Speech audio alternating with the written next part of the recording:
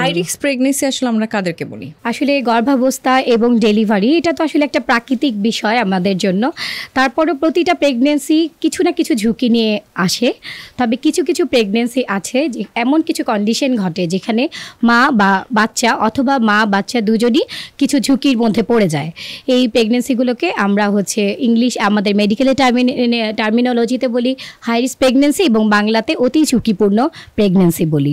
এবং আমাদের গর্ভাবস্থায় সব প্রেগনেন্সির মধ্যে অন্তত 20% প্রেগনেন্সি এই হাই রিস্ক প্রেগনেন্সি, যেখানে ম্যাটারনাল মর্টালিটি মরবিডিটি এবং পেরিনেটাল মর্টালিটি মরবিডিটি মানে মায়ের মৃত্যু হার এবং শিশু মৃত্যু হার সবচেয়ে বেশি কারণ এই হাই রিস্ক প্রেগনেন্সি। এখন তো এটা মেডিকেল টার্মে শুনলাম, আসলে বাংলা ভাষায় দর্শকদের জন্য আমি জানতে চাই যে কারা তারা যারা হাই রিস্ক প্রেগনেন্সি। আচ্ছা, ধন্যবাদ।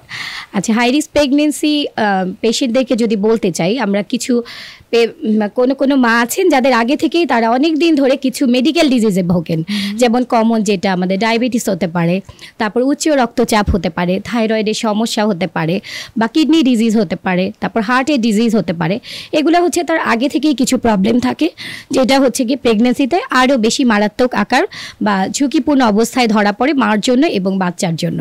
আবার কিছু আছে পেশেন্টের এইজ, আমরা এটাকে বলি এক্সট্রিম অফ এজ, যেমন 18 বছরের নিচে 35 বছরের উপরে যারা প্রেগনেন্সি নেবেন এতেও মা বাচ্চার ঝুঁকির সম্মুখীন হন। আবার ওবিসিটি মানে আমাদের বিএমআই যদি 25-এর উপর চলে যায় সেটাও ঝুঁকিপূর্ণ। আবার দেখা যাচ্ছে যে প্রেগনেন্সিটা কন্টিনিউ করছেন, প্রথম দিকে এটা ভালোই ছিল, বা হঠাৎ করে দেখা গেল মাঝপথে এসে বা শেষের দিকে মায়ের ডায়াবেটিস ডেভেলপ করতে পারে, হাইপারটেনশন হতে পারে, প্রি এক্লাম্পসিয়া হতে পারে, ইভেন খিচুনিও হতে পারে।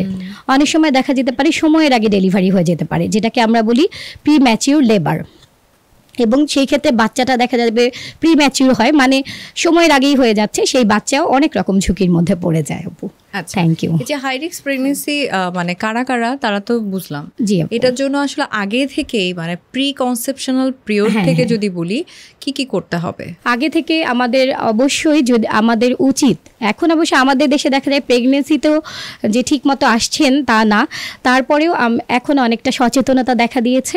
এই হাই রিস্ক প্রেগনেন্সি যদি আমরা প্রিভেন্ট করতে পারি তাহলে তো বলেছি আমাদের মাতৃমৃত্যু হার কমে যাবে, শিশু মৃত্যু হার কমে যাবে। এই মাতৃমৃত্যু হার শিশু মৃত্যু হার কমে গেলে তার মানে আমাদের হেলথ স্ট্যাটাসটা অনেক বেড়ে গেল বাংলাদেশের। সেই ক্ষেত্রে আমরা কি করতে পারি, যে দেখা যাচ্ছে যে মারা প্রেগনেন্সি নেওয়ার প্ল্যানিং করার আগে থেকেই ডক্টরের কাছে আসবেন আমাদের কাছে। সেই ক্ষেত্রে ওনারা যদি আগে থেকেই জানেন কোনো ডিজিজ হচ্ছে তাহলে এক প্রসেস, আর না হলে ডক্টর নিজে তার রিস্ক ফ্যাক্টরগুলো আইডেন্টিফাই করবেন, তাকে ট্রিটমেন্ট দিবেন এবং তাকে অ্যাডভাইস দিবেন যে আপনি কখন প্রেগনেন্সি নিতে পারবেন। আর যে বলেছিলাম যে কিছু কিছু মা আগে থেকেই জানেন যাদের ডায়াবেটিস হাইপারটেনশন, তারা ডক্টরের কাছে যাবেন, তখন ওনার প্রেগনেন্সিতে দেখা যাবে উচ্চ রক্তচাপটা কন্ট্রোল করে উনি যদি প্রেগনেন্সি নেন, এবং ডায়াবেটিস থাকলে আমরা দেখা যায় অনেক মা প্রেগনেন্সির আগে মুখে ওষুধ খাচ্ছেন, যখন গর্ভাবস্থা হবে তখন আমরা এটা চেঞ্জ করে ইনসুলিনে দেই।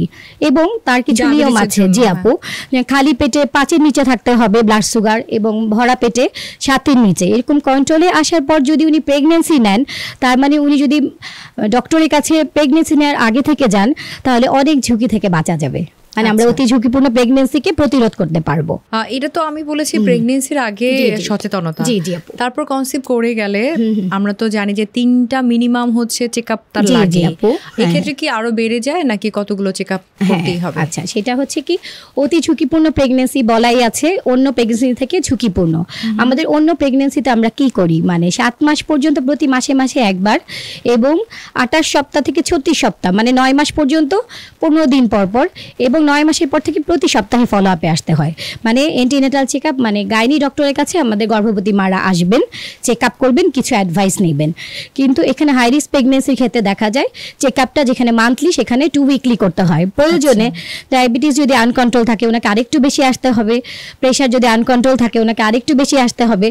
দেখা যাবে যে প্রেগনেন্সির কন্ডিশন অনুযায়ী ওনার ভিজিটটা ডিপেন্ড করছে, ওরকম কোনো ধরা বাঁধা নিয়ম নেই।